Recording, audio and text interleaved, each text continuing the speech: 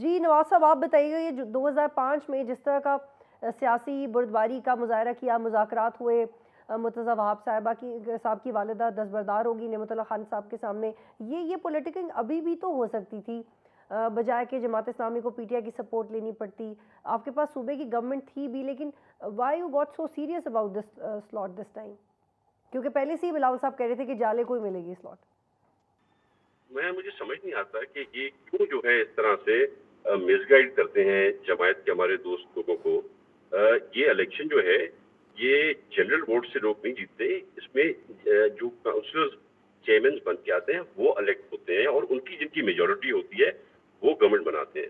تو ہم کیونکہ سنگل لارجسٹ میجورٹی ہیں، کیونکہ پاکستان کی کراچی کی عوام سندھ کے لوگوں نے پاکستان پیپلز پارٹی کو چوز کیا، پاکستان کے سب سے زیادہ سیٹیں دیں، اس لیے یہ ہمارا حق بنتا تھا اور اپنا حق ہم کسی اور کو دینے کو تیار نہیں ہے. دوسری بات جو کہ بڑی واضح ہے کہ نہ کوئی بندہ کڈنیپ ہوا ہے، نہ کوئی بندہ گم ہوا ہے، نہ کسی بندے پہ ایف آئی آر ہے.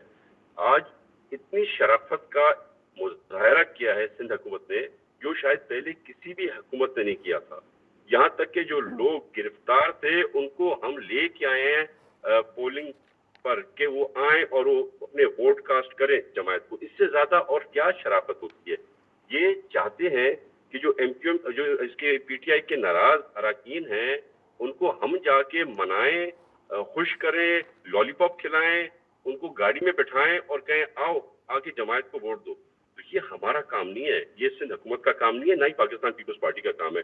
یہ پی ٹی آئی کا اور پی ٹی آئی کے ساتھ جماعت کا کام تھا کہ وہ میک شور کرتے ان کے جو ناراض اراکین ہیں، جو چڑے ہوئے ہیں ان پر، وہ اراکین پی لیکن ٹی آئی نواب کے صاحب اس کی وضاحت کر دیں کہ کیا وجہ تھی کہ جب حالیہ انتخابات ہونے تھے تو اس سے پہلے بڑی سیاسی ہمانگی تھی آپ کے اور جماعت اسلامی کے درمیان، اور یہ بھی بات ہوئی تھی انیشلی کہ مشترکہ امیدوار لائیں گے، لیکن پھر آپ نے ایک دوسرے کی مخالفت میں انتخاب لڑا، تو یہ نوبت کیوں آئی؟ اس کی وضاحت کریں گے آپ؟ یہ نوبت جماعت کی لائی ہے. ہم نے پہلے دن سے ان کو کہا ہے کہ ساتھ مل کر بات کریں، کوئی نہ کوئی حل نکالیں. ہم نے ان کو نائب جو وائس میئر کی سیٹ تھی وہ بھی آفر کی تھی. ہم نے ان کو بہت سارے ٹاؤنز وہ بھی آفر کیے تھے. خیر اب وہ ٹائم چلا گیا ہے. اب بھی ہم ہی ہیں جو کہہ رہے ہیں ہم بات کرنے کو تیار ہیں. ہم حافظ بھائی کے پاس جانے کو تیار ہیں، مرتضیٰ وہاب کو وہاں بھیجنے کو تیار ہیں. آئیں بیٹھیں، ابھی یہ چیزیں چھوڑ کے اور کراچی کی سیاست کی بات کریں، کراچی کی بہتری کی بات کریں. کراچی میں کیا جماعت اور پاکستان پیپلز پارٹی مل کے کر سکتی ہے اس پہ بات کریں. جو پی ٹی آئی کے لوگ ہیں وہ پی ٹی آئی چھوڑ چکے ہیں. ان میں سے میجورٹی لوگ اس فیصلے پہ خوش نہیں تھے. ان میں سے میجورٹی لوگ ایسے ہیں جو کہتے ہیں ہم اب عمران خان فتنے کو اپنا لیڈر نہیں مانتے. تو جب وہ عمران خان کو اپنا لیڈر نہیں مانتے اس کے کہنے پہ جماعت کو کیسے ووٹ دیں گے؟ پر جو بھی ہے جیسے بھی ہے یہ ان کے سر کا درد ہے. الیکشن کمیشن کی یہ ذمہ داری نہیں ہے کہ ایک ایک کو گھر سے جا کے کان سے پکڑ کے لا کے زبردستی ووٹ کرائے.